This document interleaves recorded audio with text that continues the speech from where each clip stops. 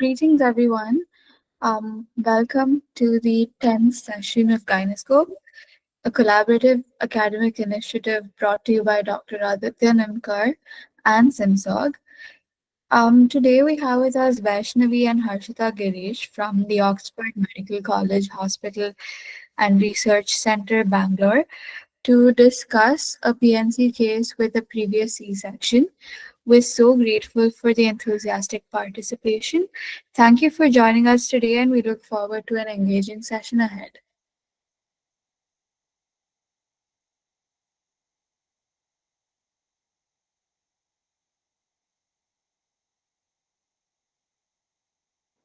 Hi everyone, good evening. Uh, so the session today on previous LSCS and PNC. For all the PGs, whoever is attending, this is again important because a lot of you all will be having PNC rounds in your exams, MS final exams, MS or DNB, whatever.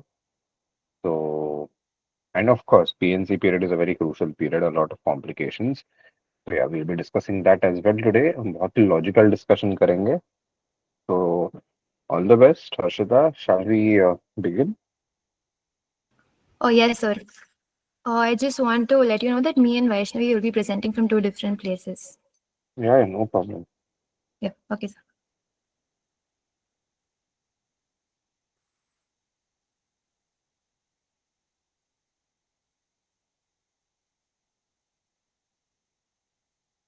So can we start? Yeah, absolutely. All the best. Good evening, everyone. This is Harshitha. We're from Oxford Medical College, and our case for today is PNC case with the previous cesarean section. Our patient named Mrs. PQR, age 33 years, wife of Mr. ABC, age 30 years. She's a resident of Sunkat Kate, occupation, she's a homeopath by profession. She studied until the 10th grade, that is SSLC. Socioeconomic status, upper lower class 4, according to modified Kupuswamy. Date of admission was 20th July 2025. Date of examination was 25th July 2025. Her last menstrual period was 25th October 2024, and EDD was 1st August 2025. Her obstetric score is G2P1L1. My patient with obstetric score G2P1L1 came to the hospital on 20th July 2025 for safe confinement. She's a booked case at Surya Clinic, Sunkat Kate, with blood group of A negative. Regular antenatal visits were followed, and the ANC period, according to the patient, was uneventful. History of presenting illness, OP2 L2 with 8 months of amenorrhea, booked case at a local PHC, high risk pregnancy. Previous cesarean pregnancy was 3.5 years back. No history of burning or frequency of or increased frequency of micturition. No history of swelling of legs, headache, blurring of vision, epigastric pain. No history of fever and vomiting. No history of trauma or bleeding per vagina. My patient PQR was admitted to the hospital with obstetric score G2P1L1 at 38 weeks and 2 days of gestation on 20th July 2025 for safe confinement. She's a high-risk patient having a previous history of LSCS.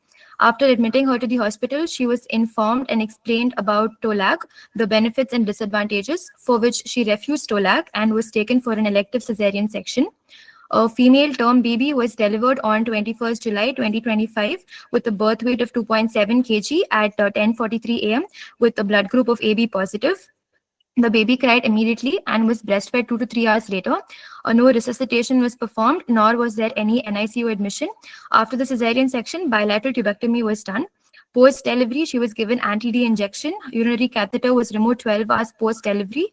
Oral foods were started 6 hours post-delivery, and the patient started ambulating 16 hours post-delivery. Bowel and bladder movement were normal, and no problem was faced during breastfeeding.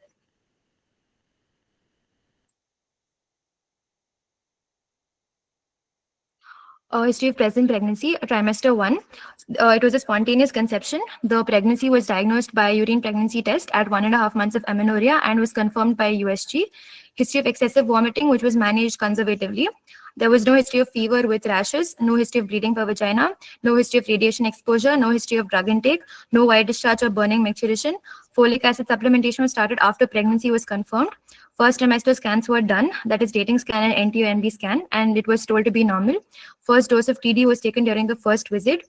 Baseline investigations were done and was reported to be normal. Weight gain was 1 kg. Trimester 2, quickening was perceived at the 5th month. Second dose of TD was taken. Iron and calcium supplementation were taken. No history of bleeding PV, leaking PV.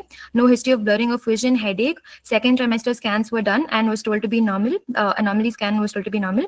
Screening test for GDM was done and was told to be normal. The weight gain was 4 kgs.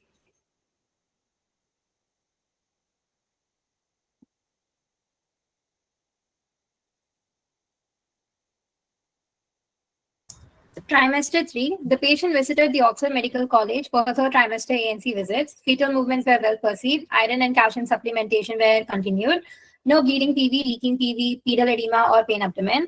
Indirect Coombs test was done at the Oxford Medical College Hospital and Research Center. The patient was told to have reduced hemoglobin during her ANC visit and was prescribed oral iron supplements twice a day for the same. On follow-up visits, her hemoglobin levels were noted to have improved. The weight gain was 4 kg.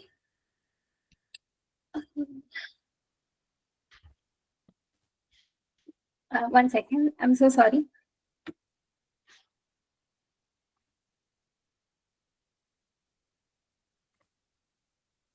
Menstrual history, age at Minard 16 years, menstrual cycle regular, 28-day cycle lasting for 4 days, normal flow, usage of 2 to 3 pads per day, no history of dysmenorrhea or clots.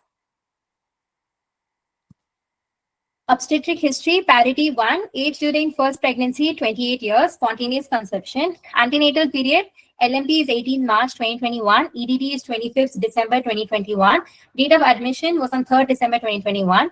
She was a booked and immunized case, no history of any antenatal complications such as preeclampsia, GDM or APH, no history of any blood transfusion. The place of delivery was Vani Villas Hospital, Bangalore. Intranatal period, on 3rd December, PQR was referred from PHC and was admitted at 37 weeks of gestation in Vani Villas Hospital with a history of leaking PV associated with lower abdominal pain, which radiated to the back and was not associated with aggravating or relieving factors. Upon admission, she was told that she had meconium-stained liquor along with fetal distress, unfavorable cervix, and 2 hours after admission, she was taken up for emergency LSCS. Postnatal period, a term male baby was delivered on 3rd December 2021 with birth weight 2.62 kg at 8:25 p.m., which cried immediately after birth and was breastfed 2 to 3 hours later. There was no NICU admission and no resuscitation methods were used. The current age of the child is 3 years. She was also given anti-D injection. The mother was given anti-D injection 300 mcg postnatally. Post-operative period, according to the patient, she did not have any history of wound discharge or blood transfusion. The urinary catheter was removed 12 hours later. IV fluids were stopped 6 hours post-delivery. Patient started ambulating well. Bowel and bladder movements were normal. No difficulty was faced in breastfeeding. The history of PPIUCD was inserted and was removed after 2 months. She was discharged 5 days later. Past history, there was previous history of surgery. No history of diabetes, hypertension, TB, bronchial asthma, epilepsy, no history of blood transfusion, no history of sexually transmitted disease. Personal history, consumes mixed diet, normal bowel and bladder habits, adequate sleep and appetite, no history of addictions, no history of drug intake and allergy. Dietary history, she had a total calorie consumption of 1,780 kilocal and a protein consumption of 41. And the deficit that was seen for calorie and protein is 720 kilocal and 24. It was advised to consume calorie-rich foods like jaggery, dry fruit, milk, and curd, and protein-rich food like pulses, legumes, and eggs, and groundnut chutney.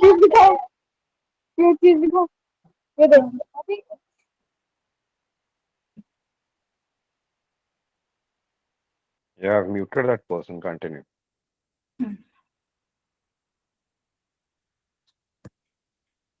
Family history, no history of multiple pregnancy. Patient's mother is a known case of type 2 diabetes and has been on OHA for 2 years. General physical examination. Patient is conscious and coherent, well oriented to time, place, and person, moderately built and nourished. Height is 150 centimeter, weight is 40 kg, BMI 17.78 kg per meter square. Pulse rate 78 beats per minute, regular in rhythm, normal volume and character. All peripheral pulses were felt. Temperature afebrile, respiratory rate 18 cycles per minute, SpO2 98%. BP 120 by 78 mmHg, measured in the right upper limb sitting position. Patient had pallor but no signs of icterus, clubbing, cyanosis, or lymphadenopathy. Systemic examination, per abdomen examination. This was done on day 5 of post-delivery. Inspection, abdomen was soft and mildly distended. Linea nigra and stria gravidarum was present. Umbilicus is central and inverted. Phenestrial wound is visible and is healing well. No visible hernia or dilated veins. Palpation, no local raise of temperature. Symphyseal fundal height was 14 to 16 centimeter. Fundal height corresponds to 16 to 18 weeks gravid uterus. Uterus is firm and non-tender. Induration was present and swelling was seen below the umbilicus. Auscultation, bowel signs were heard and were normal. Cardiovascular system, S1, S2 was heard. Respiratory system, bilateral normal vesicular breath sounds were heard. CNS examination, no focal neurological defects. Breast examination, bilateral breasts were soft and secretions were present. Areola was pigmented, no evidence of retracted or cracked nipples, no tenderness. Lochia examination, lochia was reddish to serous, non-foul smelling, not associated with pain, and no itching in local genitalia. Neonatal examination, baby is active and feeding well. Baby is being fed around 8 times a day, every 2 hours, following which she sleeps for an hour. Head to toe examination, head, eyes, ears, normal, no discharge. Chest, abdomen, and extremities, normal, no abnormal masses. Cord stump appears healthy, clean, and clamp. Genitalia and anus, normal, anus patent. Skin, no rashes, icterus seen. No evidence of birth injuries or congenital defects. Reflexes, Moro's reflex, rooting reflex, suckling, and grasping reflex were present. Immunization, BCG, OPV, hepatitis B, and vitamin K were given immediately after birth. Summary, Mrs. PQR, 33 years old, female, 5 days postnatal with a history of previous cesarean section and RH negative status, was admitted for safe confinement. She underwent elective repeat cesarean section on 21st July 2025 after declining TOLAC. The antenatal period was uneventful. She presented with mild anemia in her 3rd trimester, which improved with oral iron therapy. A term female baby weighing 2.72 kg, AB positive, was delivered and cried immediately at birth and was breastfed within 2 to 3 hours. Post-operatively, bilateral tubectomy and anti-D prophylaxis were given. On examination, the uterus is involuting normally, lochia is healthy, and breast examination is normal. The baby is active, feeding well, immunized as per protocol, and both mother and baby are stable with no complications noted. Thank you. Great case. Great case, Harshitha, Vyshnavi. Pretty well presented. You have done a great job of combining two different topics and making it the same case. Could you just go back to the first slide?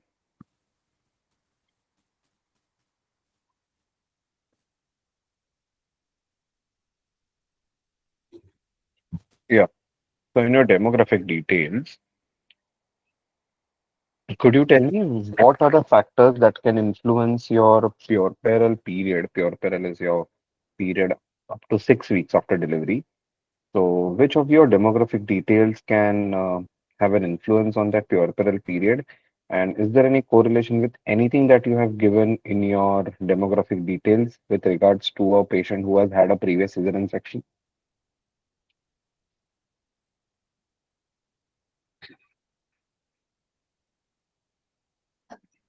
Firstly, I would like to start with age. Our patient, she's 33 years old, but the age completely differs based on like when she's if the patient is of a younger age, like below 20 years, and there are more chance if she is a previous LSCS case, the complications that could she face with her age being low, 20 years old, could be like she could have CPD or the scar integrity would not be healing well. So that would affect for females with less than 20 years old.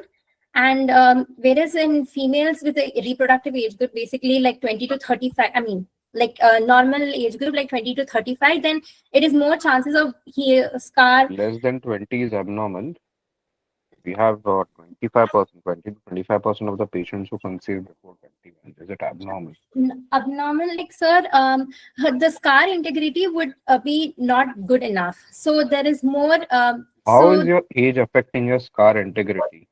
I can agree with the CPD part that the pelvis is not well formed in teenage pregnancy, and teenage pregnancy is something that we are talking about as rare exceptions to your daily practice, and that can be an indication for severe infection. But how is your scar integrity going to be affected in a patient with regards to age? Sir, as the maternal age is advancing, there is reduced wound healing, like collagen content is reducing and there is elasticity. So the scars tend to be weaker as the maternal age is advancing. That is one reason. Okay, I'll give that to you. So that is going to be in the other extreme of age. That is after the patient has turned 35, not before 20.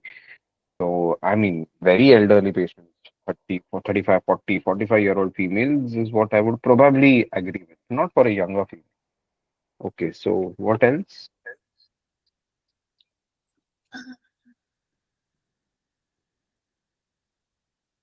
Which other demographic factors are affecting your puerperal recovery period and your previous LSES? How do they influence it?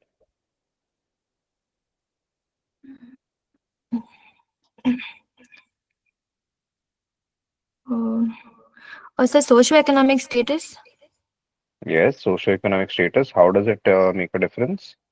Sir, if she belongs to upper lower class, so I think that will maybe influence how her understanding of how she should take care of herself post puerperium. Okay, so the part of taking care, puerperal period, breastfeeding, correct lactation practices, Yes, sir. hygiene, nutrition, all these factors indeed will be on the basis of our education status. But that all depends on our education status. What very specifically um, do we have with regards to the socio-economic status and your patient? Yes, of course, someone has mentioned anemia. Of course, so I just intend to mention anemia in terms of nutrition. So nutrition status is going to be better. But yes, how does your socio-economic strata affect your previous LSCS or your puerperal period? if she's of a lower socioeconomic status, then she wouldn't be able to have proper access for any of the complications of that could occur during the puerperial period. But she has literally had a cesarean section in a hospital. So accessibility is not going to be that major a concern.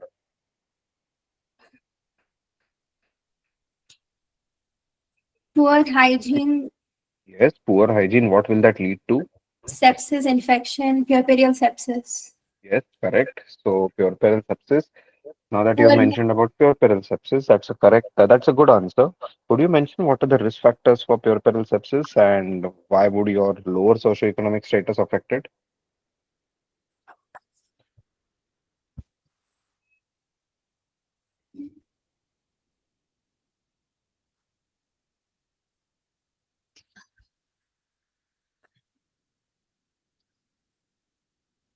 Hello. Yeah, Sir, a yeah. lack of You're not audible. poor living conditions will be poor, a lack of rest. So all of that could contribute to puerperal sepsis. Okay, be a little more specific. Um, What exactly do you mean by puerperal sepsis?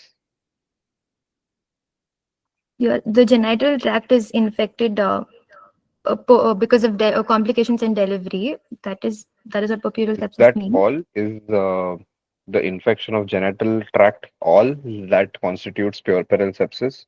Can other foci not lead to puerperal sepsis? Cancer.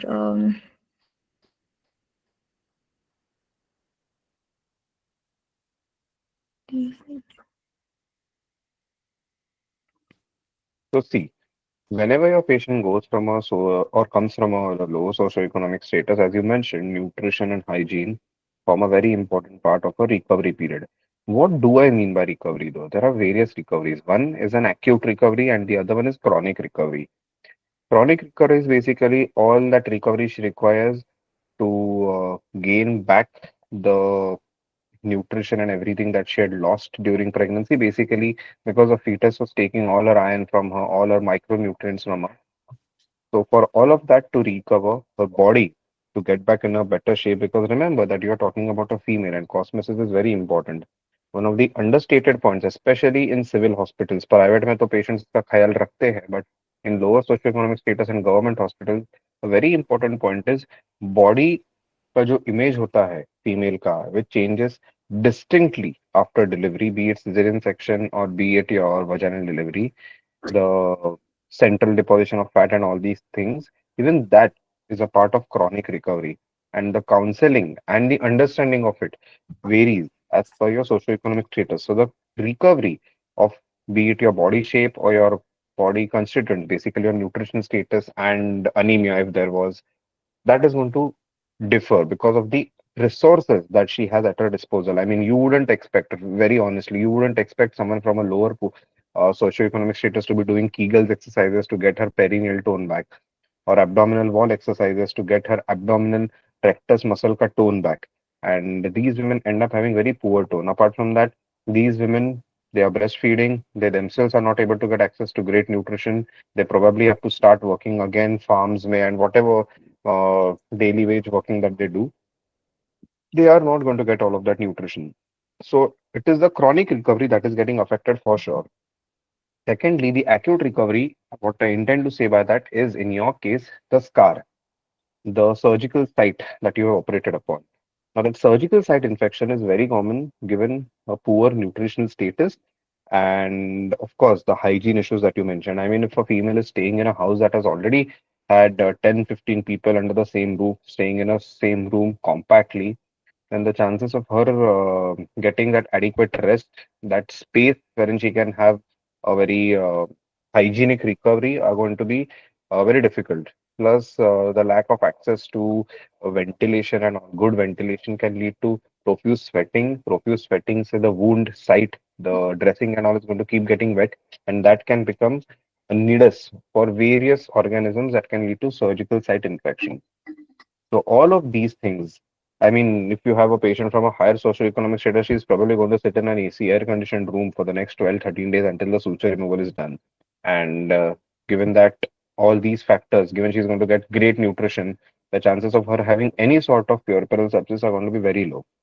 So coming to puerperal sepsis, remember puerperal sepsis, इसमें कहीं पे भी genital word दिया ही नहीं है. So puerperal is the period. It is not the organ. So puerperium is your 6 week period duration after your delivery. So any sort of infections that you can get in this period are called as puerperal infections or puerperal sepsis. Of course, sepsis is a much more worse form of infections wherein you can have bacteremia, septicemia, all the organisms are there in your bloodstream as well. If that is not corrected, that will lead to septic shock. So what are the various? Now I have a question for you. Now that I've given you a hint, what are the various foci of infection that can lead to puerperal sepsis? One of them, the most important one, is what you have already mentioned, the genital tract. But what about genital tract? I mean, my uterus is also a part of my genital tract, so is my cervix, so is my vagina, so is my vulva. So what exactly are you talking about when you talk about genital tract infections? And are there any other foci that can lead to puerperal sepsis? Also, urinary tract infections. Yes, very good. Urinary tract infections. Of course, tell me about the genital tract. I mean, you just went into genital urinary, but yeah, correct. Urinary tract infections very common. We'll come to that. Before that, just tell me about genital tract. The perineum, vagina, cervix, uterus. Okay, I'll give that to you. In a patient who has delivered normally, the perineum, to be more specific, I would say the episiotomy site. The Uh, episiotomy site is an invasion जहाँ पे mucocutaneous junction has been broken because of your incision. So that can lead to infections. Plus that area is very moist, immediately adjacent to your anus. So a lot of organisms, especially E. coli, जैसे can invade and lead to infections and gaping. Okay, what else? Something much more common. Puerperal sepsis, genital tract. could be from the retained placenta, sir. Very rare. Retained placenta is a cause, but then it is slightly rare, especially cesarean section में, when I've already seen the entire uterus, mostly the placenta is going to be expelled. But you're very close. But traumatic vaginal No, no, delivery. no, no. The biggest cause of puerperal sepsis, as you mentioned, genital tract, Endometriosis, is and pelvic peritoneum, pelvic abscess. mm, again you are going towards the rarer things. The biggest and commonest is endometritis. Endometritis. Okay. Yeah. So endometritis is the commonest reason why a person gets puerperal sepsis. So what do I exactly mean by endometritis? Now, in a normal female, normal as in a gynae female who's not pregnant, I wouldn't call it normal, everything is normal. So, in a gynae female, they have endometrium. When it comes to pregnancy, that becomes your decidua. And decidua is very vascular, is very vascular and secretory. After delivery, your membranes, your chorion and amnion are released and expelled, but your decidual reaction, your decidua, still stays inside and it turns back to normal by the time you're 6 weeks postpartum. But in this period, these 6 weeks, that endometrium, which has become decidua, is a very rich area for the growth of various organisms, especially if aseptic protocols are not maintained during the surgery. And that is why this decidua can have infection and we call it endometritis. So endometritis is the biggest cause of puerperal sepsis, and your infection is going to be so severe that if not covered by antibiotics, the management is going to be to remove the entire uterus itself. So we have mentioned about episiotomy site when it comes to the genital tract and also endometritis. Okay. What other foci?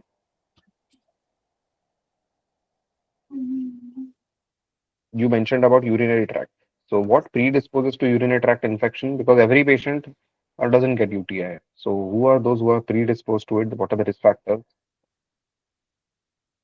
Gestational diabetes. Yes, gestational diabetes mellitus, or more than that, even overt diabetes mellitus, hyperglycemic states. What else? Um,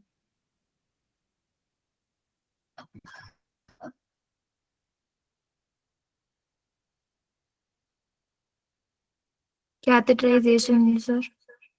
But all females are catheterized. Oh, yeah. All females who are undergoing cesarean section have to be catheterized because they are going to be immobilized and they cannot pass urine. Especially अगर spinal anesthesia, regional anesthesia में हुआ है, so the bladder neurovasculature is also affected. So it will take a few hours for it to recover its function. So which exact reason with relation to catheter will lead to UTI?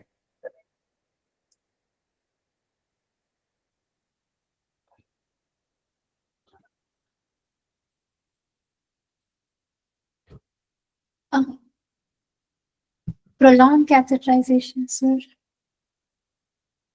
Hmm. If the patient is Yes, more correct, immunocompromised, correct, anemic, correct. she's immunocompromised, Yes, anemic patient. immunocompromised state.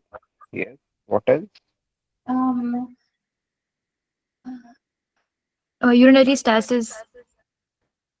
Mm, see, urinary stasis is a very inappropriate answer at this point because you have already put a catheter inside. So if the Yeah. catheter is already inside, the risk of urinary stasis is impossible because it is actually done to relieve urinary stasis. What you can call it is acute urinary retention that happens after normal delivery when a patient is not catheterized and because of the episiotomy pain, the patient is too hesitant to go and micturate. So they end up having acute retention of urine. It's a very painful condition, but again, the solution for it is to do catheterization and relieve that pain. So the Post. answer that I'm seeking here is that prolonged catheterization. I wanted you to build your point on that. Remember, whenever you have prolonged catheterization, and when I say prolonged, ideally, it should be more than 7 days. But even if it is more than 2 to 3 days, your catheter starts having a biofilm formation on it. More so because of the hospital acquired infections that are refractory to most of your routine antibiotics. And that leads to a patient having sepsis. Now remember, prolonged catheterization के ऊपर there are many guidelines. The most important guideline is your ERAS guideline. Do you know what is ERAS? ERAS?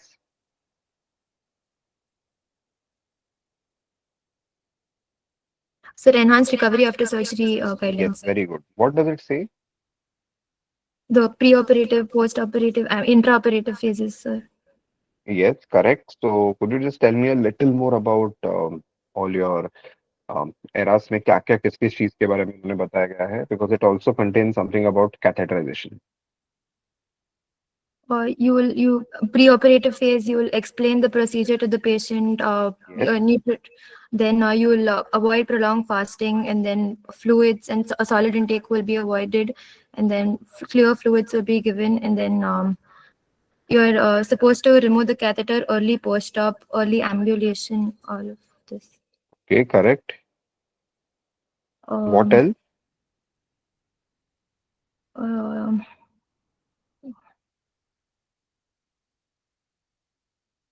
Okay, so see, uh, eras for everyone. This is also an exam answer for a lot of people. So eras is enhanced recovery after surgery. So if you type eras on the internet, you will get eras for every department, for every type of surgery, be it gastro, obstetric, gynae, general surgery, everything. So अगर obstetric eras की बात करेंगे, which is very similar to gynae eras as well, they have divided your operative phase into, as Vaishnavi and Harshitha mentioned, into pre-operative, intra-operative, and post-operative phase. So in the pre-operative phase, the most important part, which is sometimes very highly neglected, is patient education and counseling. So you have to counsel them about what procedure are they going to have, what are the alternatives that they have. In our case, because the patient had a cesarean section for previous LSES, you have to tell them they do have an option of having TOLAC or VBAC, whatever you call it. And what is the reason that we are not going ahead with it? Of course, right now in this patient, it was the patient's own wish to not go ahead with TOLAC. But that is very important. You do tell them about all the complications that were to arise if you undergo cesarean section, a topic that we'll come to later today. Apart from that, the fasting. Now, fasting is a highly debatable and very misunderstood topic. Why do I say that it is highly misunderstood? The reason is in fasting, a lot of people ask the patients to fast right from 10 p.m., 9 p.m. at the night, and they take them up next morning at 9:12 a.m. or 9:12 a.m. Yeah, a.m. p.m. afternoon. The point here is that prolonged NBM does more harm to the patient than any good. Prolonged NBM से क्या होता है, तुम्हारे body के electrolytes में imbalance होना शुरू होता है. प्रोलॉन्ग्ड एनबीएम की वजह से हाइपोकलीमिया होना स्टार्ट होता है.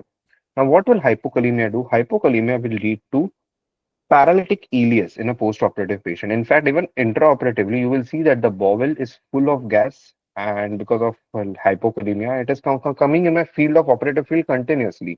And it is going to be very distracting, plus the risk of injury to the bladder is very high. So a lot of people also believe that giving enemas and Dulcolax, these sub things to the patient is going to improve your outcome, especially in obstetrics. No, it really doesn't improve. In fact, whenever you're causing forced purgasis, you're causing purging of the patient, you're causing forced passage of stools by giving enema, multiple enemas log kuch dete hai, that is only again going to reduce her normal, natural, physiological bowel fluids, which contains a lot of electrolytes. So you in fact increase the risk of paralytic ileus by doing this. So you're doing more harm than good. So for fasting, they have mentioned that solids have to be avoided from 6 hours prior to surgery. So if you intend to operate at 9 a.m., stop the solids from 3 a.m. Clear fluids like water और pulp free juice. Pulp free मतलब वो जो ये मिलता है, वो orange का pulpy orange मिलता है, दैट इज एन एग्जांपल. और the fruit juice that you make at home from an orange or a sweet lime, that is a pulp related juice, because you can see pulp के granules, particles inside it. So clear fluids which are completely devoid of any of this pulp can be taken up to 2 hours, and if the fluids do contain pulp, then it can be taken up to 4 hours. What is ideal? Ideally, we get carbohydrate rich drinks. Complex carbohydrates उसमें रहते हैं.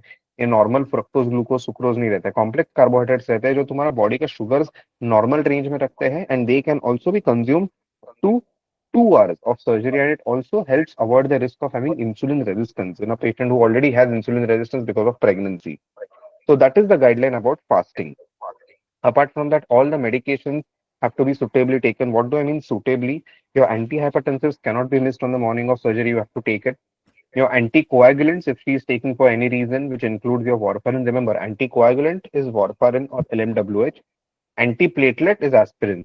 The latest guidelines say that you do not need to stop aspirin if it is being taken for some medical indication like heart disease or any heart disease जैसे conditions में. Whereas if she is taking for bad obstetric history वाला reason जो हम लोग pre-eclampsia का risk के लिए देते हैं, in that scenario you can stop it. But if it is for some real important indication like cerebrovascular accident अगर हुआ है, patient को ischemic stroke हुआ है, या फिर मायोकार्डियल इन्फार्क्शन हुआ है पहले. So for that, aspirin can even be continued on the day of surgery. It will not lead to major differences in your hemostasis. Apart from that, anticoagulants have to be stopped several days prior to the surgery. Warfarin, basically vitamin K antagonists, have to be stopped 5 days, 5 days prior to surgery, whereas LMWH and unfractionated heparin have to be stopped 12 hours and 6 hours respectively prior to surgery if it is in the prophylactic dose, that is once a day. If it is in the therapeutic dose, then it will have to be stopped even further prior, that is 24 hours for LMWH and 12 hours for unfractionated heparin. Apart from that, if the patient is taking any diabetic medications like OHAs, metformin, glyburide, it has to be skipped on the morning क्योंकि उससे hypoglycemia होगा. Insulin is to be given if the HGT is more than 120 in a sliding scale form. So that's to maintain the sugars between 90 to 120. In fact, it improves your uh, recovery and reduces the chances of getting a surgical site infection. Enemas and bowel preparation, unless you are going to be doing something for the bowel, is absolutely unnecessary. A lot of people give enemas prior to cesarean section, completely unnecessary. It is only going to increase the chances of getting hypokalemia and various other electrolyte imbalances. Intraoperatively or just immediate preoperatively, antibiotics you have to give it within 60 minutes of the incision time. That is when your most antibiotics achieve maximum concentration, serum concentration. And the most common antibiotics happen to be either cephalosporins, first or second generation, or even penicillin. It has to be given 60 minutes prior to surgery. Intraoperatively, if your blood loss is more than 1.5 liters or your operative time goes beyond 3 hours, then you have to repeat the same medications intraoperatively. You have to give them again because it is assumed that because of excessive blood loss or prolonged operative time, the antibiotic that you give prior to surgery has been rendered ineffective. Apart from that, you have to ensure that the patient is getting adequate analgesia because pain relief is very important, especially in obstetrics because laboring ho या फिर cesarean section ho. This entire peripartum process has to be a good memory for her because it eventually affects the bond that the baby and the mother have because the mother shouldn't have all those negative implications or the negative shouldn't have a negative start to her motherhood. So very important that you ensure adequate analgesia, be it regional, that is spinal or general anesthesia. Apart from that, you have to give preoperatively antiemetics. Antiemetics are those drugs which will prevent your MSS vomiting, and that will also reduce the risk of intra and post-operative aspiration. The drugs that you give for anti-MSS includes several. You can give वो कौन सा drug है? Metoclopramide दे सकते हो, which is a prokinetic, or you can give pantoprazole, which is proton pump inhibitors, or even ondansetron. You can give any one of them. Prokinetics is what I prefer, especially if the patient is having adequate and अगर उसको fasting का period नहीं मिला है, emergency में लेना है, then we prefer metoclopramide because it fastens or hastens bowel emptying. Apart from that, you have to ensure that you are not operating in a too cool environment. The patient is going to be shivering. Shivering increases the basal metabolic rate. Basal metabolic rate अगर increase होगा तो the clearance of all the drugs which includes your antibiotics, your antiemetics and your anesthetic drugs that is going to be enhanced. You will lose all these drugs from your body very quickly if the patient is shivering because body का BMR बढ़ेगा उसमें. Apart from that, if the patient is sweating a lot, that will only lead to hygiene issues. Sweat and everything is going to spoil my operative area. So I have to maintain an optimal temperature. Also, baby delivery ke time pe the baby shouldn't get hypothermia, especially if it is preterm. So I have to maintain that optimum temperature for the baby as well. And fluids have to be managed properly. Before I go to the post-operative phase, I just would want to know if everyone has understood the ERASCA points that I've mentioned, because this is a very important answer. Please let me know in the chat if everyone has understood every single thing that I've spoken about ERAS until now. I've been speaking rapidly, so I just want to know if you all have understood. Apart from that, a lot of people prefer to put drains, intraoperative, intraperitoneal drains, subcu drains. Remember that that is only you introducing another catheter, another site, another source of infection जिसके ऊपर biofilm formation होके you can have sepsis के chances बढ़ेंगे. So make sure that unnecessarily नहीं डाल रहे हो, indicated ही डाल रहे हो जो भी तुम लोग extra अंदर डालने वाले हो drains. And when it comes to post-operative phase, the patient has to be mobilized quickly. I prefer to mobilize the patient within 4 to 6 hours of surgery. Once the patient is mobilized and she can walk on her own to the washroom, I would want to decatheterize her.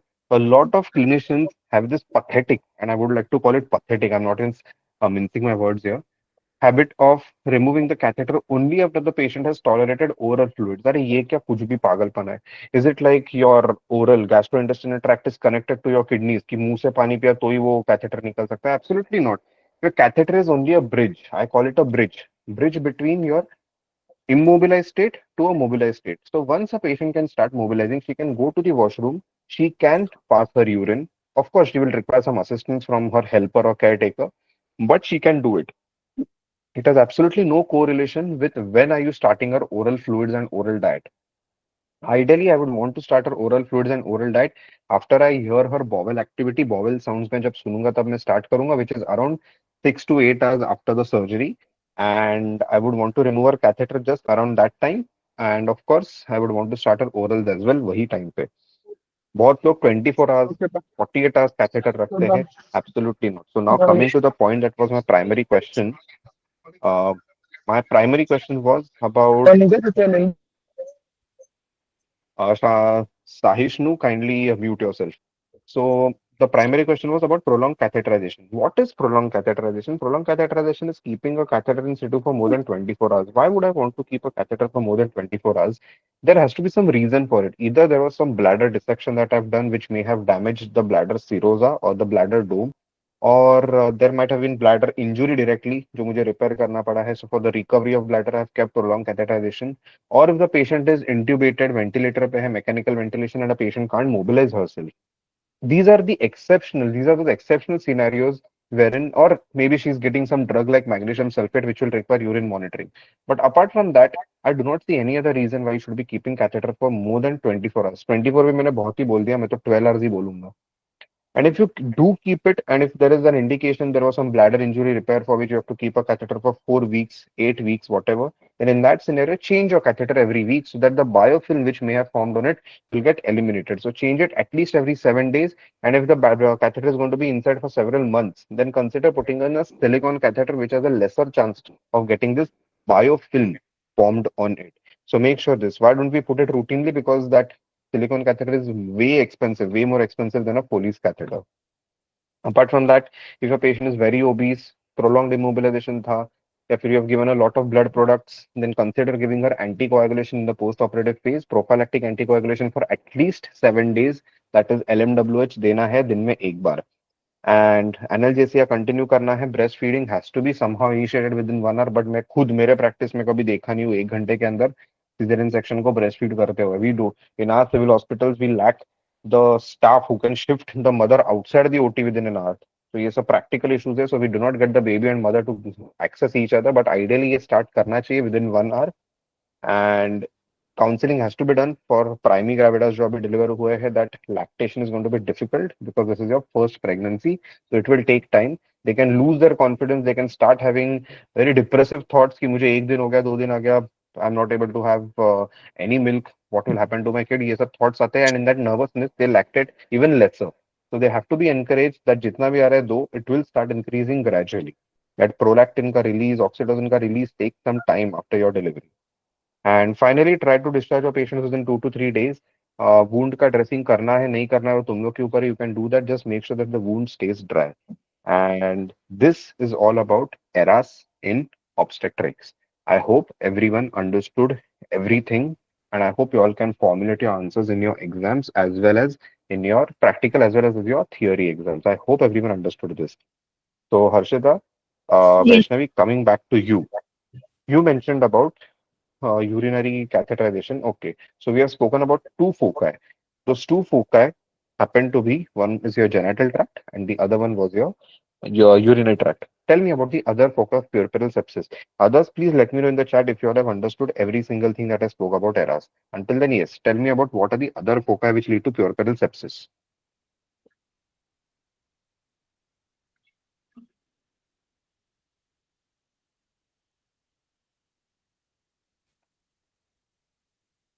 Harshita and Oh, yes, Vaishnavi, sir. your voice is echoing. I think there is some device issue. Hello, hello, sir. Now, Yeah, better now. Mastitis, breast abscess. Yes, correct. Which was the first one that you say? Mastitis, sir. Mastitis and breast abscess could Breast be. engorgement also. Okay, very good. Mastitis and breast abscess. Could you tell me if there is any difference between both of them?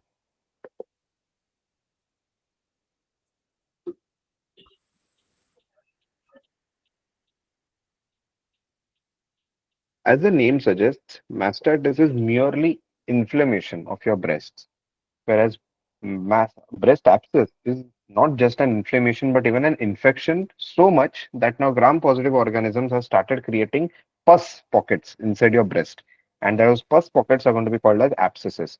So mastitis is the first stage. Whenever a female is getting milk, but it is not getting expressed enough, so it is accumulating in your mammary glands. This is full of extremely nutritional stuff that is not just good for the baby, but is amazing for the microbial organisms as well. They love that lactose. They love that rich fluid, which is rich in all the nutrients plus oxygenation, and ये सब भी on the areola and on the breast is amazing. So it proves like an ideal environment for all the microbial organisms, especially gram-positive Staphylococcus and Streptococcus to grow on. This initially leads to inflammation and basic infection wherein the breast is engorged, as you mentioned, and the breast is very red, taut red, very tender to touch. But if you do not correct it at this point, it will eventually start leading to pus formation. Now, you can treat mastitis with just antibiotics and cold fermentation, but your abscess will require incision and drainage so that you can reduce the organic load, the microbial load from there. So much so that if it doesn't go away, then even a mastectomy might be the last resort. We don't usually go there. Incision and drainage do suffice, but you do not want to reach that stage of abscess. So yes, mastitis is in fact one of the commonest causes of post-operative or post-delivery fever. ठीक है. What other foci? So DVT, venous thrombosis. DVT, venous thrombosis. Why would that lead to infections? What is that infection called as? Very rare. DVT is a puerperal complication, but it is not a cause of puerperal sepsis. Also respiratory tract infections. Yes, respiratory tract infections. Which patients are more predisposed to them? Asthma patients. No, Pneumonia. no. Apart from all those diabetics and immunocompromised patients, which is a common thing for every infection, what are the specific factors that increase the risk of pulmonary infections?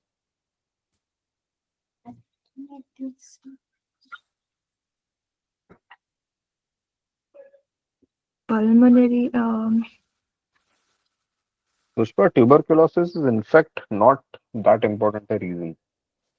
There's a very big risk factor for respiratory infections. What is it? I'll give you a hint. What modality of anesthesia is going to be General anesthesia, sir. exactly general anesthesia wherein a patient is intubated. So if an attempt to extubate is not made for too long and that chest has a lot of dead space in it, or the secretions are not getting cleared, in that scenario, because of course when a patient is intubated, they are also sedated and they do not have a cough reflex. Cough reflex नहीं है तो chest के जो भी secretions है वो clear नहीं होंगे and they will block a lot of alveoli. That will increase the dead space and that will of course eventually because of mucus and everything is and of course it is well oxygenated through ventilation, it will lead to infection in the lungs, that is pneumonia, what we also call as the ventilator acquired pneumonia or hospital acquired pneumonia also you can call it. So ये VAP जो होता है that is a very important cause of respiratory infections that you may have. So yes, this. What apart from that? What apart from pulmonary infections? Pulmonary हो गया, breast हो गया, UTI हो गया, and genital tract हो गया. What else? There is one more very important focus that I'm looking at. बहुत ही understated. लोग भूल जाते हैं. Yes, Yashodhara, that's a good answer. Pyelonephritis. That is like mastitis के आगे जैसे breast abscess होता है वैसे UTI if uncorrected for too long, it will lead to pyelonephritis. So yes, one of the causes, but very rare. I mean उधर तक जाते ही नहीं है. वो बहुत ही neglect किया patient को तो जाएंगे. Very important cause of fever. Like puerperal venous thrombosis. Yes, we are very close. Puerperal venous thrombosis. I hope you know where you are getting a viva at. I would be asking you which are those veins that get affected in puerperal Venous thrombosis, because the answer is not straightforward. So the right ovarian veins, Oh my the God, left right venous. ovarian veins, yes. So the ovarian veins, thrombophlebitis in the ovarian and iliac veins, that's a very septic thrombophlebitis is what we also call it as. It's a very, very rare complication, a very difficult to treat complication. It will never ever, मैंने खुद आज तक नहीं देखा, it is that rare. So do not go there. It's a very rare thing. Talk about something more common about your veins. One of the commonest causes of fever. Overlook हो जाता है, लोग सब देखते हैं लेकिन वो एक चीज नहीं देखते अपने सुबह शाम के राउंड्स पे.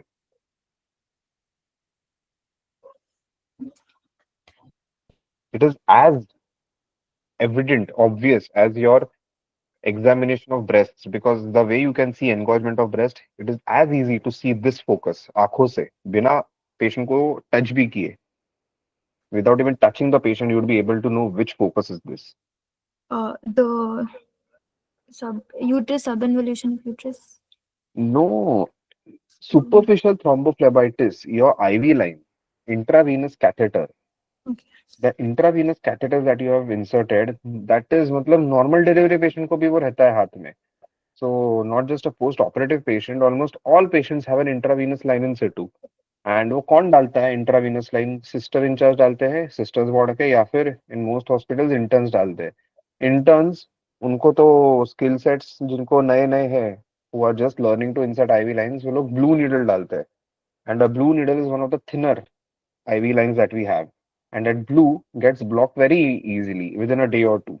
And if you're going to keep that IV line for like next 3-4 days, then it is going to get blocked. And that blocking is also going to irritate the local area. वहाँ पे thrombus होगा, because it is on a superficial vein of my hand.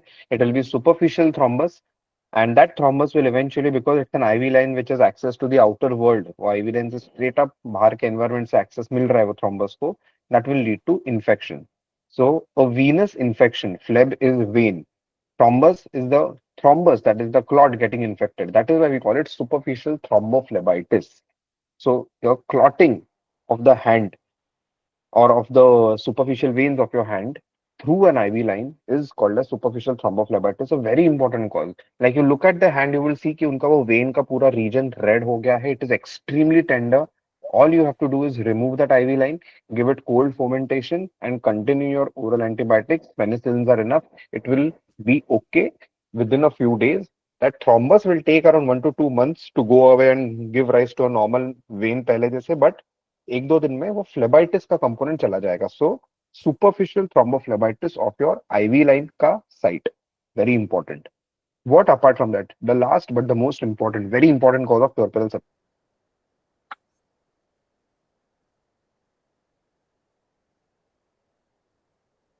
Um,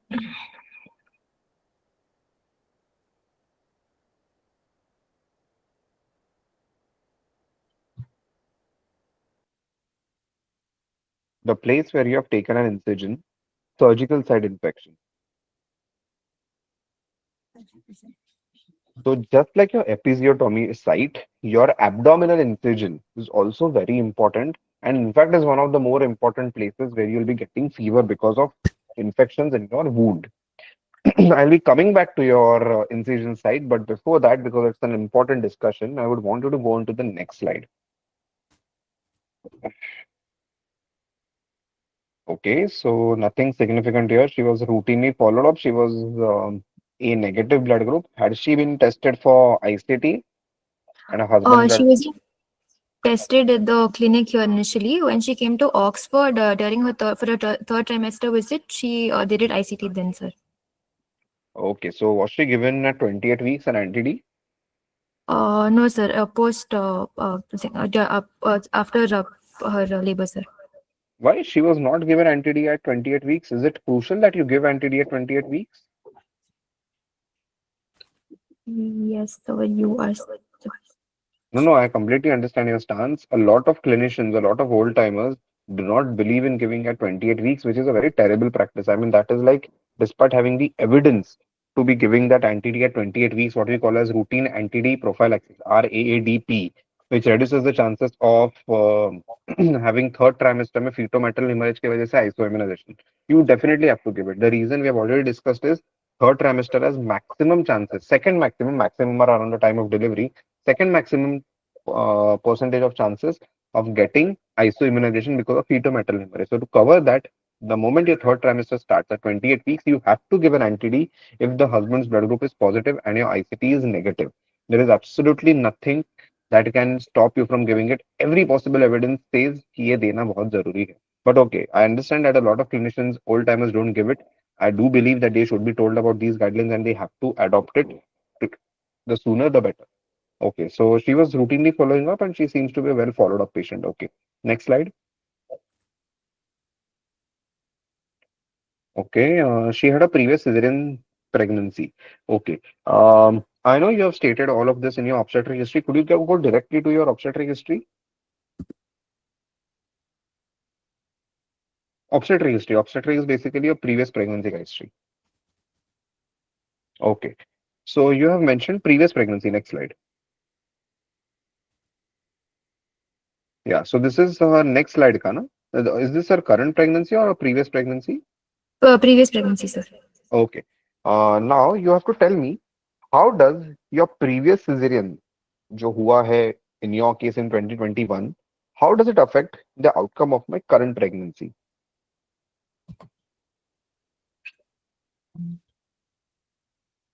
Sir, What are the important factors that you have to know about previous cesarean? so firstly, we would want to know what had firstly happened in her previous pregnancy. Like, what is the reason for why she was taken for her pregnancy? Like, here an emergency LSCS was done, and what kind of incision was given for her during the pregnancy, whether it was a classical incision or a lower transverse incision. That is required to be known, and we also need to know about the integrity of the scar, like after the delivery of the baby, how well the scar was healing. And we also need to know about her inter-delivery and inter-pregnancy interval, and Whether it was an emergency LSCS or an elective LSCS, and whether it was preterm or term LSCS.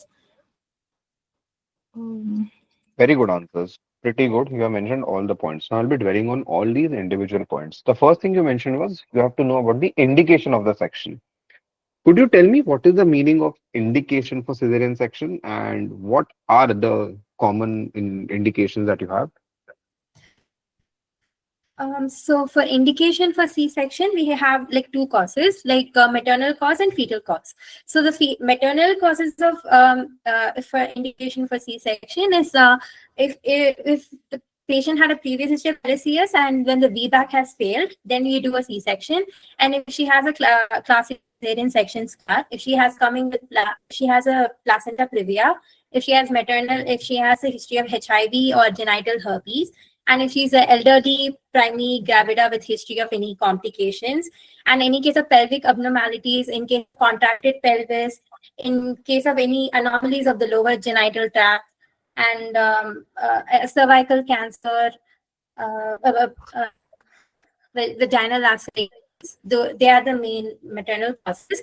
Fetal indications for C-section could be macrosomia and fetal anomalies, malpresentation, FGR with oligohydramnios, multiple gestation where the first baby is not having a cephalic presentation. Then also we do a C-section.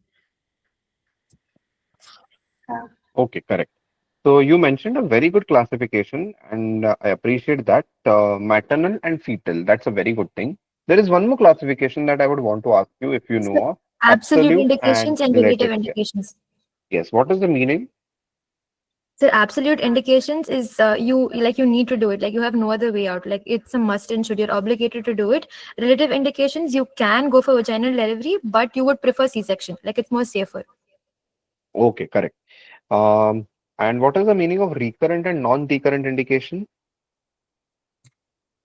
Like, recurrent indications are those which are more prone to occur in her next pregnancy also, but non-recurrent conditions are not like that. Like, they are not, chances of them happening again in a next pregnancy is very less. Okay, so what are the recurrent and non-recurrent indications? Sir, recurrent would be previous classical cesarean section. Then, if there's any scar dehiscence in the previous cesarean section, and then any maternal medical conditions. Non-recurrent would be malpresentation or fetal distress. Yes, correct. So your primary, in fact, classification can be that recurrent and non-recurrent. So recurrent are those which are never going to change. Even if she conceives at 20 or she conceives at the age of 50, those indications will not change. So indications include anything that has to do with the genital tract. What genital tract? The genital tract, the bony genital tract. Bony matlab contracted pelvis, not CPD, but contracted pelvis, wherein the pelvic outlet or the mid pelvis or the inlet is very small to ever allow any vaginal delivery. Secondly, if a patient has had a previous classical scar, you also did mention classical scar. Could you just tell me what is this classical scar, classical uterine scar?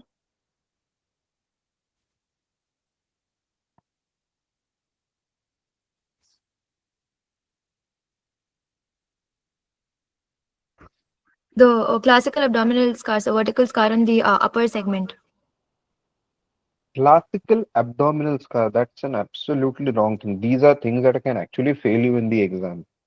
Is an Uh, abdominal the scar lower and a, vertical, sorry, so lower vertical segment scar, the lower vertical segment incision. is it the same as classical scar? No, sir, it's not. It's not. It's not. They're two different things. Exactly. So what is a classical cesarean scar?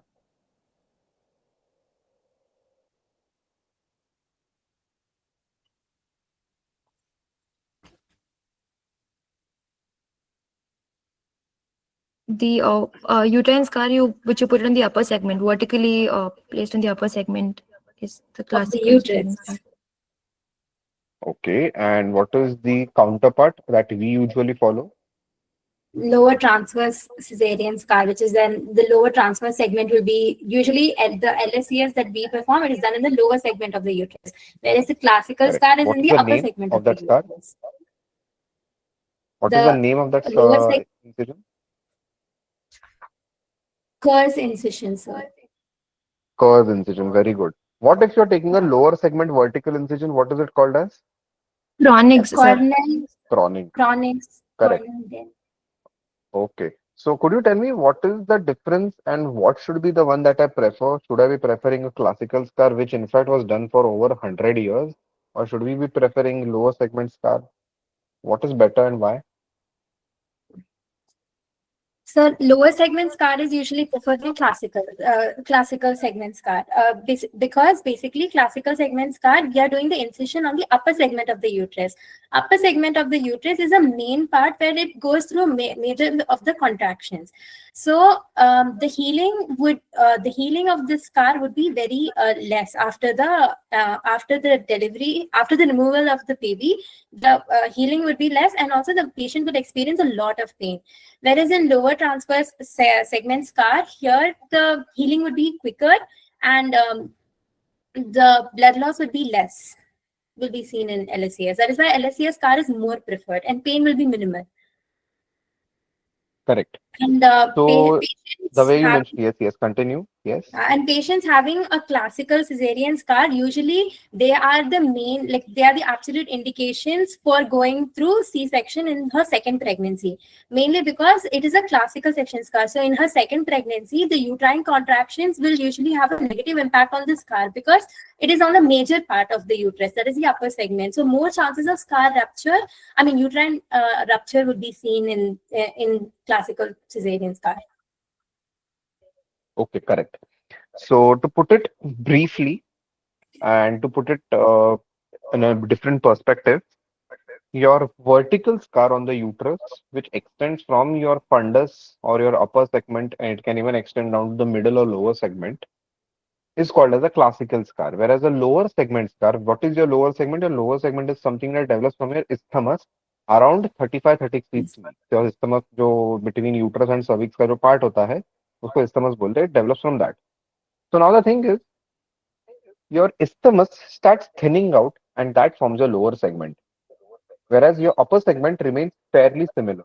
So the density of muscles, the thickness of myometrium is a lot more. in the upper segment in comparison to the lower segment.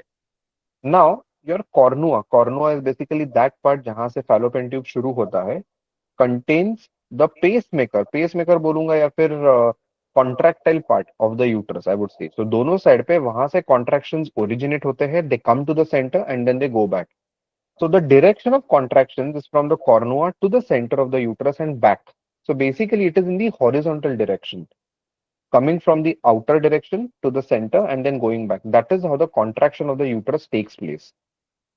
Now, if you're going to be taking a classical scar which is right in the middle and perpendicular to this contractility, it is going to pull those sutures apart. So if a patient has had history of having had a cesarean section in a previous pregnancy, a classical cesarean section in a previous pregnancy, if she starts getting labor, or if she starts getting labor pains, I mean, or those contractions, in that scenario, that scar is going to be stretched out and it will end up with a rupture. But when you're taking a transverse lower segment scar, or what you also call as a Kerr's incision, this stretching ecto is not going to be that effective because the myometrial thickness is very low over there. Secondly, even if it gets stretched, it is going to be stretched parallel to my incision, and hence my scar is not going to be weakened. You would ask me then, why should that even ever lead to rupture whenever I've taken a lower segment scar? Because remember, the baby's head is round and very hard, and that is the one that is pushing on this lower segment from inside, and that thins out the scar, and that will lead to rupture. So it is a combination of contractions plus the fetal head or the fetal body part that presses on this lower segment scar that can lead to rupture, but the chances of rupture are very low. Could you tell me what is the percentage of rupture, the risk of rupture in classical versus lower segment?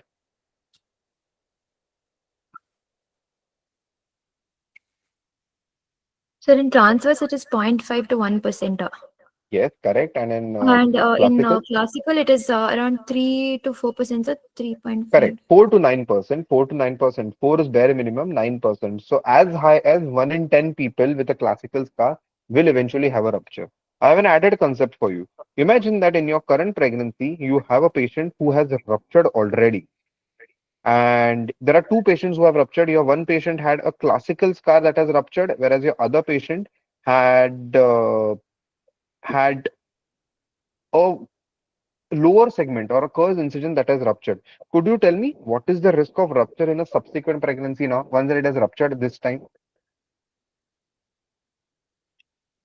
Patient with having rupture in the classical with the classical scar has more chances of rupture in her Yes, next but what is pregnancy. the percentage exactly?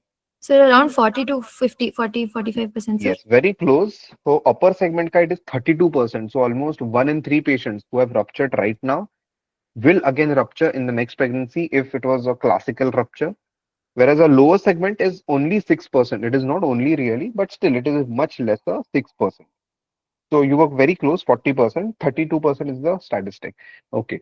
Um, so this was about the indications. Next, you mentioned about in previous LSES, you mentioned about after indication, what was the reason that was done? So yours was done for meconium stain. Does stage of labor and elective or emergency status make a difference in recovery and current pregnancy? Basically, last time section जब किया था, labor में था, pre-labor था, which stage of labor?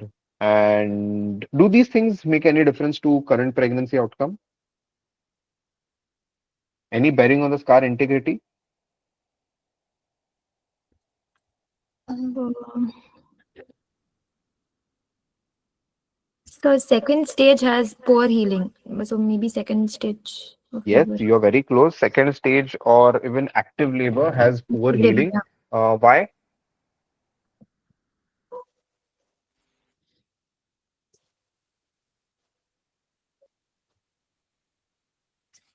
Second stage.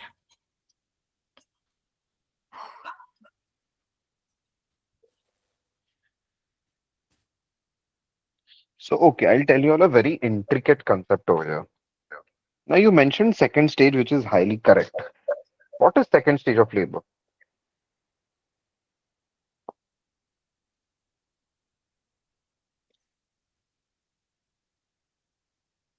Am I audible? What is second stage of labor? The cervical dilatation stage, sir. Are you sure that second stage is cervical dilatation? No, sir. It's the stage that starts with the cervical dilatation and ends with the delivery of the baby. That is the second stage of Are you labor. sure? Are you correct? Which starts with cervical dilatation. That is your first stage. What is your No, no. second stage? Full cervical dilatation and ends That with is delivery. very bad answer. I mean, that's a very poor answer, honestly. To not know stages of labor is criminal for any obstetrician. What is second stage of labor?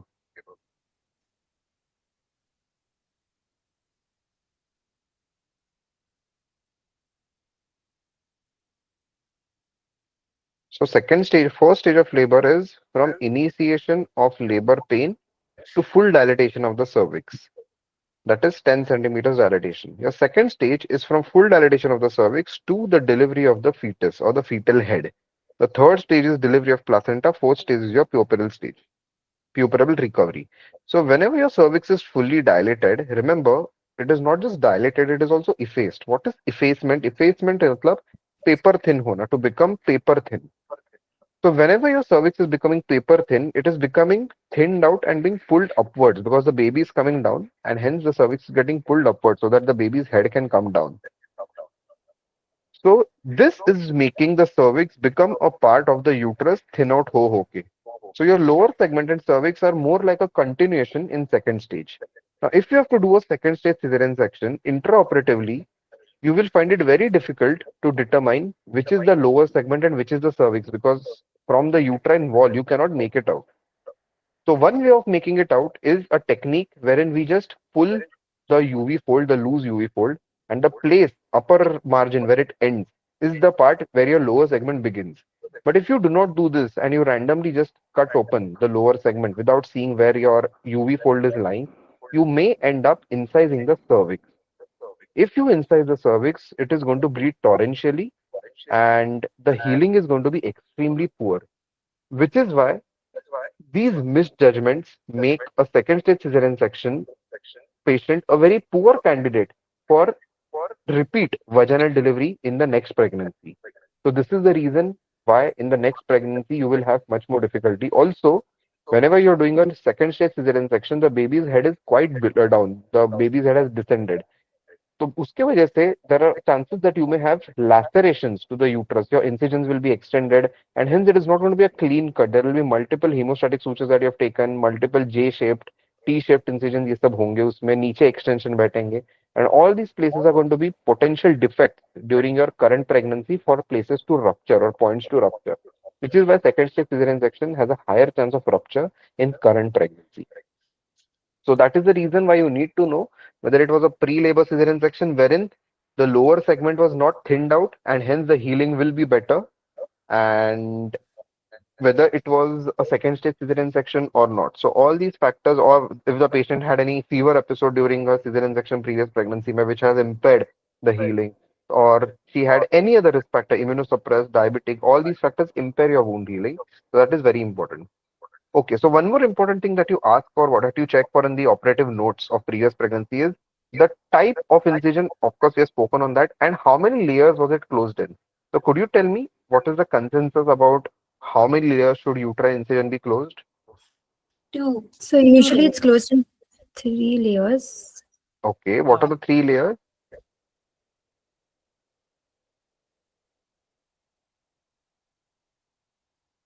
So first layer you will have continuous suture where you will where you will suture the deep muscles excluding the decidua. Second layer is you will take the entire depth of the superficial muscles. Then third layer is you will take the adjacent muscles, and yeah, that's the last layer. Okay, so the three layers are two of the uterus, one of the serosa, or one of the UV fold. But the more important point is the myometrium has to be closed in two layers. Now there is a consensus that two layers or one layer do not really make a big difference in subsequent pregnancy. The recent most guidelines say that even a single layer is not going to make a big difference to your outcome because eventually those hemostatic sutures that you are taking will eventually fibrose out, and hence एक layer लो या दो layer low, it doesn't make a difference. But still a lot of people do believe that two-layer closure is going to give a thicker lower segment which will be much more conducive for TOLAC in next pregnancy. But yeah, there is always the debate that one versus two layers, while a lot of guidelines do recommend now that even a single layer closure is adequate. But I need to know what kind of closure was done for that patient. Okay. You have also mentioned that after 2 hours she was taken, so unfavorable cervix, so it was technically non-progress of labor that she was taken up. Any other risk factors for poor scar recovery apart from the ones that we have mentioned that may be the case in your scenario? For recovery,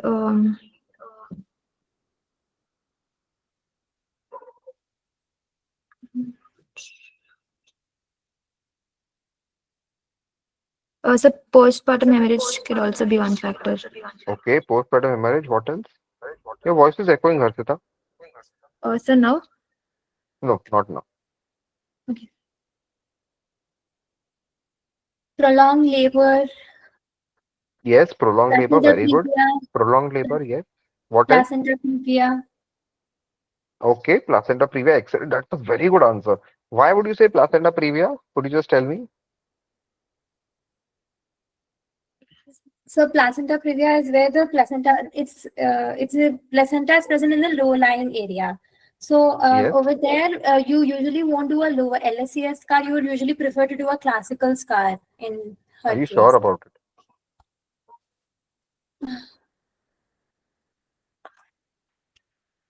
In fact, I do agree with you. A lot of books do say classical cesarean section for the placenta previa, but practically no one does it. All we do is we take a lower segment SAR and we try to either incise the placenta, which is not really preferred because it cuts off all the fetal blood vessels as well and it starts bleeding. The fetus starts bleeding, or you just push the placenta away and deliver the baby. You technically always take a lower segment scar. But the point that you mentioned that a placenta previa is going to have poor scar healing is correct because when the placenta is implanted in the lower segment around my incision, all those sinuses are going to bleed, and those bleeding sinuses will make it very difficult for the healing to occur because those sinuses are going to not let that healing occur very well, which is why you have to remember that placenta previa is a risk factor. This is also very similar to the reason why classical cesarean section has a very poor chance of healing or poor quality of healing because when you are suturing a thicker myometrial segment in the upper segment, there are going to be blood pockets that are formed between the layers. Those blood pockets will prevent the healing process from occurring swiftly, whereas your lower segment, which is very thin, will heal very fast, and the faster the healing, the better it is. Hence, also your classical section is said to have very poorer healing in comparison to your lower segment. So these are all the factors from my previous pregnancy that I need to know about and that I need to mention in my history about current. So अगर पुराना उसके पास ये है file है, that's a good thing. If not, these are the factors that I would want to ask for. ठीक है. What are the factors that will give that patient a higher chance of having TOLAC in current pregnancy? What are the current pregnancy का factors?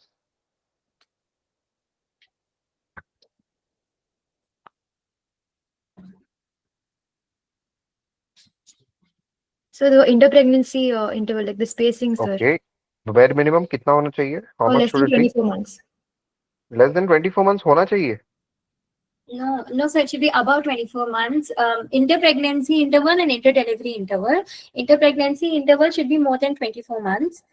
Is it 24? Ideally, to of course 24 है, but is it 24 or is it 18, less sir, than that? 18. Yeah, 18 18, is ideal. Yeah. Okay, what else? So there shouldn't like be any other risk factors, sir, obstetric risk factors. Correct. So any other obstetric risk factor for vaginal delivery? Things like the baby should be in vertex of cephalic presentation. The baby should not be in breech presentation. The chances of the baby delivering by TOLAC are higher if, and of course they're much more if the baby is in cephalic presentation. And if the baby is not macrosomic, so basically you shouldn't have CPD in current pregnancy for it to deliver vaginally. So that these are main factors from current pregnancy that will determine whether I can have a TOLAC or not. And of course, the patient should be willing for that. So what are the risks of doing VBAC or TOLAC?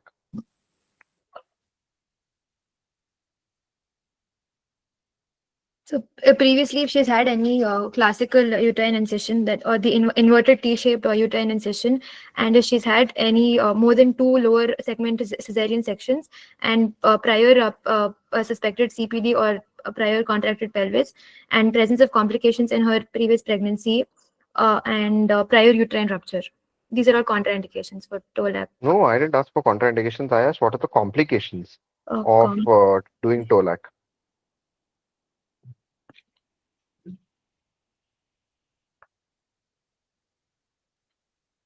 Like there are chances that rupture could happen during the time of delivery, like because of the Yes, so contractions. uterine rupture. What are the signs of uterine rupture, signs and symptoms? Like firstly, there'll be complete disruption of the uterine scar, so including the visceral peritoneum. So that is what we say that it is a uterine rupture. There you can see severe hemorrhage, and severe hemorrhage will be seen. And during when we are feeling, you can you can feel for the baby would be superficially present. So all the parts of the baby will be more easily felt during that is before the time of labor. If the scar rupture has happened during delivery time, it will be more of hemorrhage will be there, hypotension Yes, will be what else? seen, What apart from that? hypotension will be seen, shock. Okay, hypotension. Yes. What else?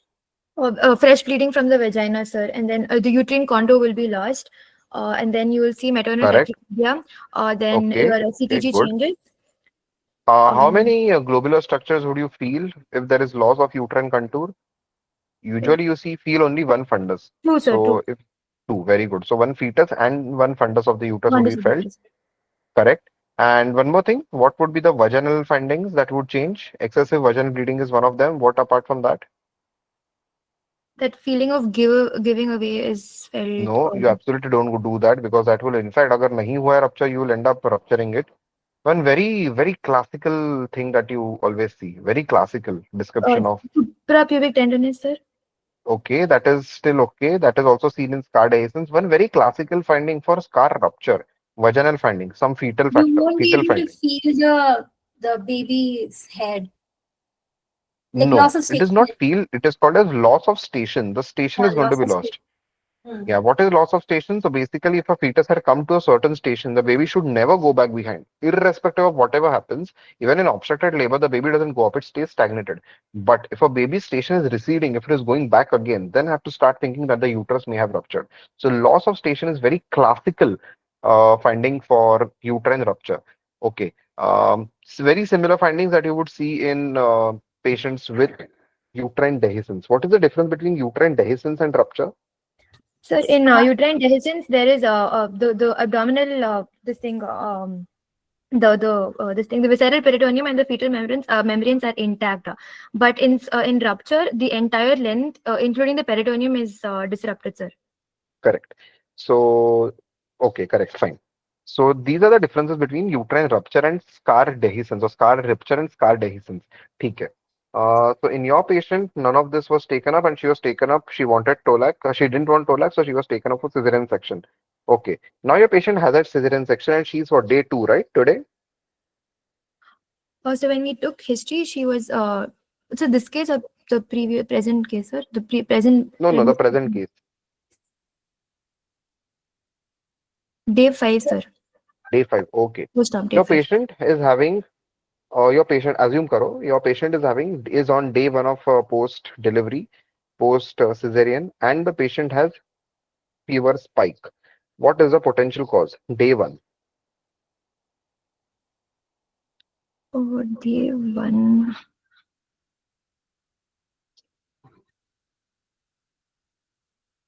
Infection, Yes, wound correct. infection, wound infection.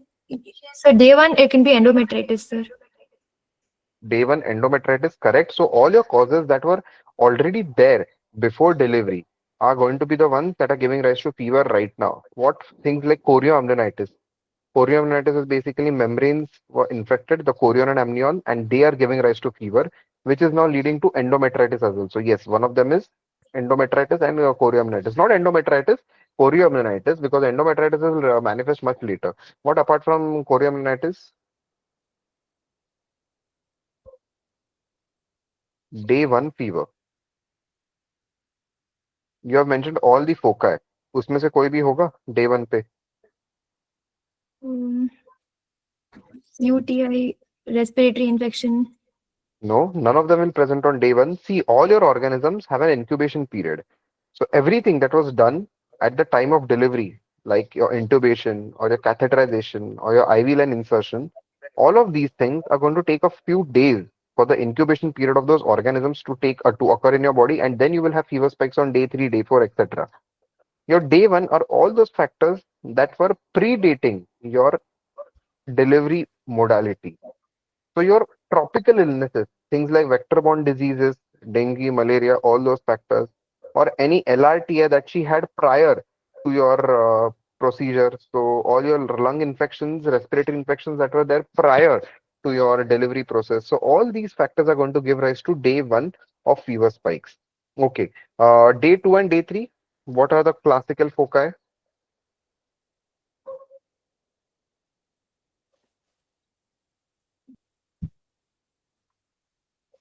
Your urinary tract infections, uh,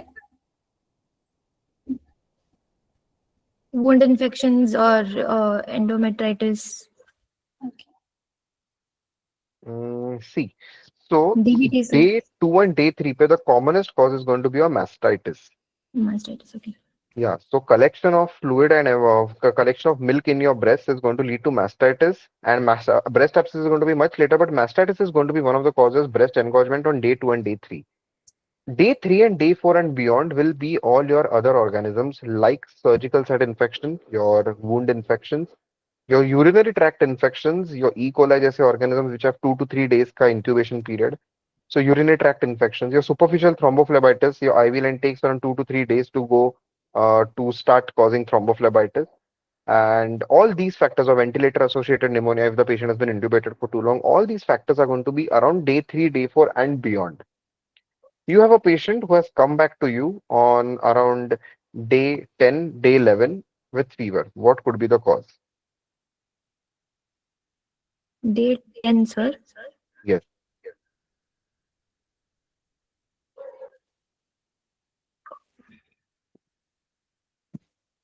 So could it be pelvic abscess or any surgical site infection? Correct. Pelvic abscess is something that I'll give to you. Abscess takes some time to form.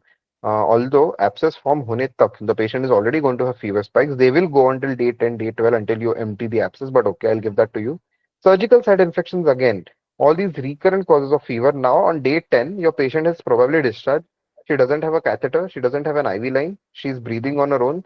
So the chances of lung infections, the chances of superficial thrombophlebitis, urinary tract infections, all these are very low. Rather, the chances of all the factors that she is managing on her own, which includes her wound, surgical site infection, or her endometritis, if any small membrane was retained inside, she is having lochia that is passing out. So, lochia again contains a lot of nutritious factors for microbes to grow in. All these factors are going to come back to you on day 10, day 12. In fact, endometritis is going to present to you as secondary PPH. A patient goes home and she comes back saying she has had an episode of PPH at home, and that is an indication that the female may have endometritis. In fact, surgical secondary PPH, which happens after 24 hours of delivery, the सबसे biggest cause is endometritis. So you will be sending the lochia for culture sensitivity in that scenario whenever a patient is having PPH. You won't be just testing the CBC, you would also be sending culture sensitivity and CRP for these patients. So day 10, day 12, very classically surgical site infection and endometritis, apart from all the non-obstetric causes like all your tropical infections.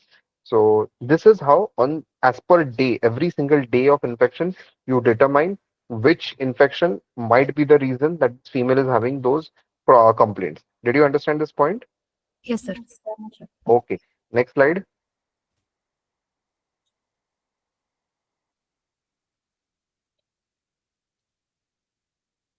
Okay. So you have mentioned about the baby as well over here.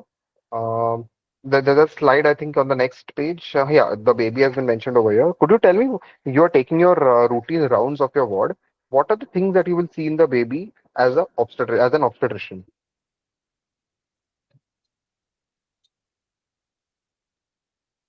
to see if whether the baby is feeding well, if the baby has any physiological jaundice present, if the reflexes are fine for the baby, if it's not active and it is more lethargic, and Feeding and urine stool output. Correct. So you'd be asking the mother if the baby is passing urine and stool, correct? You would be seeing the tone, you will be seeing it very easily yourself. You would be yes, seeing the color of the baby. The color of the baby is going to give you whether it is having hyperbilirubinemia or not. Apart from that, your skin turgor, your skin quality is going to give you an idea about the dehydration status. Even looking at the anterior fontanelle, if it is depressed, you would have an idea whether the baby is dehydrated or not. A lot of people do gently try to feel the anterior fontanelle to get an idea about the baby's hydration status.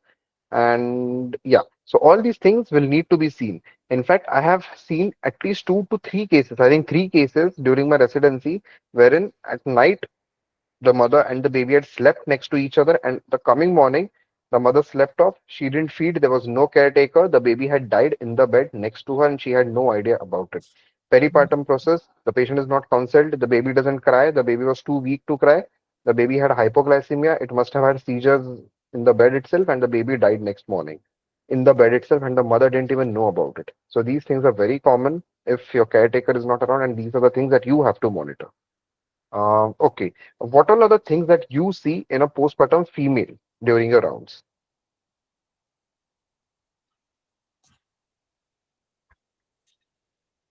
First, we would look for how the mother's condition is. If we would start with to see breast examination, if she has like You painful. directly go for the breast.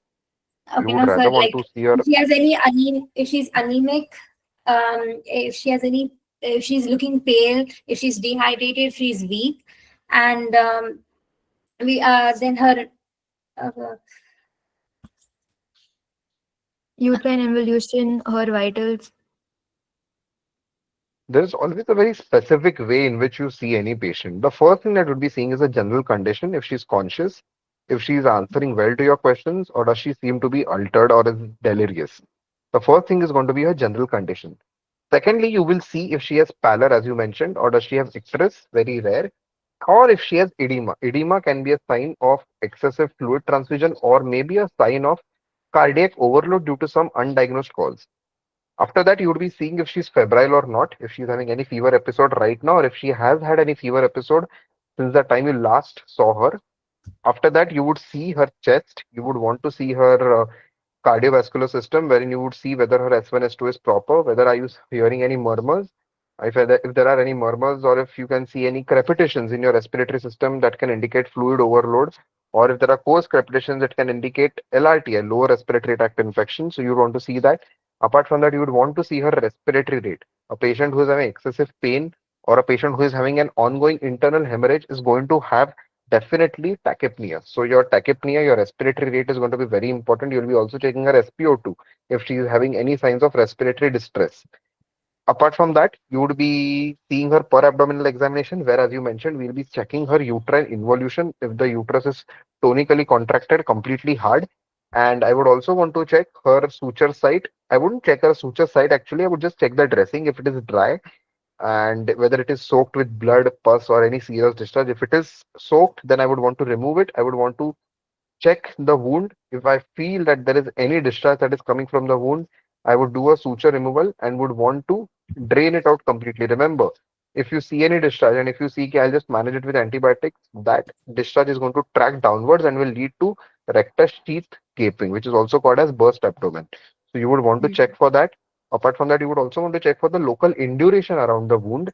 Induration is basically the normal hardening inflammatory changes that come 1 centimeter above and below the wound site. After that, I would check her abdominal girth if there is any distension. What are the causes of abdominal distension after delivery or after cesarean section?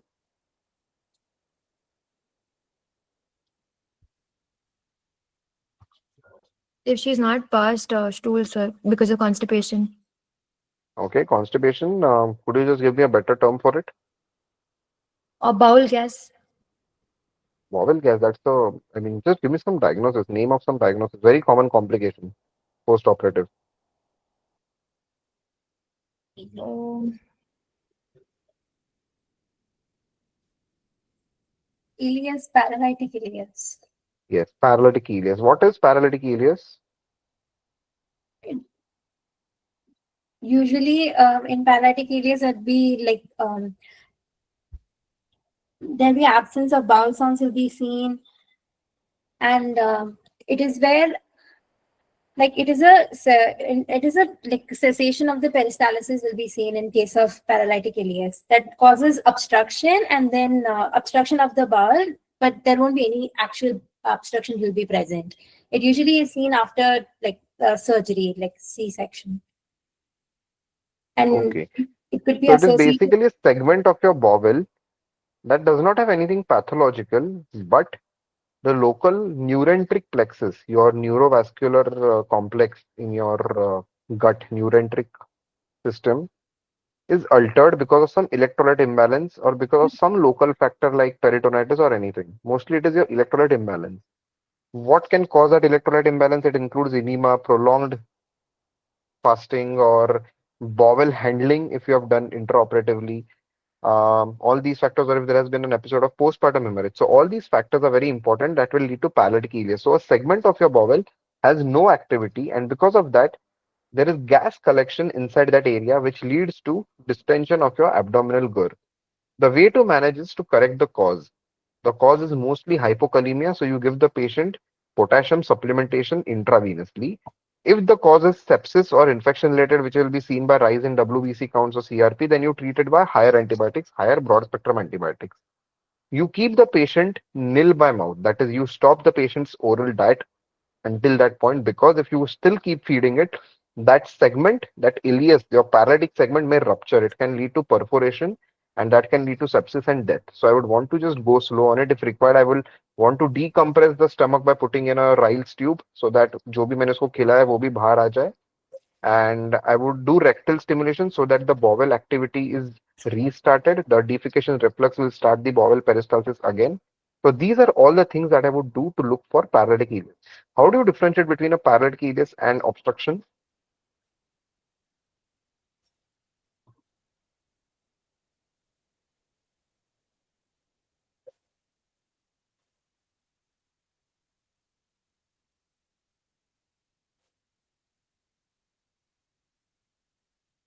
So in the actual obstruction, there is a blockage of the lumen, but here there is no physical blockage as such in paralytic ileus. Okay, correct. What else? So the onset of both, like the actual obstruction and the paralytic ileus. And This they is can be just fairly similar. okay. This is usually seen just post-operative or like after anesthesia. Not really. The bowel sounds are it's you cannot hear the bowel sounds in paralytic ileus, whereas in mechanical obstruction, they're absent at a later stage, but initially you can hear them. Okay. So what is the name of the sound that you see in bowel obstruction? Burberry sounds are Yeah, Bur- borborygmi or borborygmi, various names. Gurgling sounds that you see of the food particles and water just gurgling around in a signal in a static area. So the treatment is also going to be different. Subacute obstruction is usually managed very similar to how you manage paralytic ileus, but acute obstruction will require possibly even resection and anastomosis. So that is the difference. And the cause of obstruction can be physical. Mostly it can be because of adhesions. Those adhesions can be because of the intraoperative things, bowel handling, or also because of the sepsis that may have set in. So the adhesiolysis is going to be an important aspect of treating your bowel obstruction. Okay. So apart from that, the patient, okay, what apart from this would you advise the patient in current pregnancy before discharge?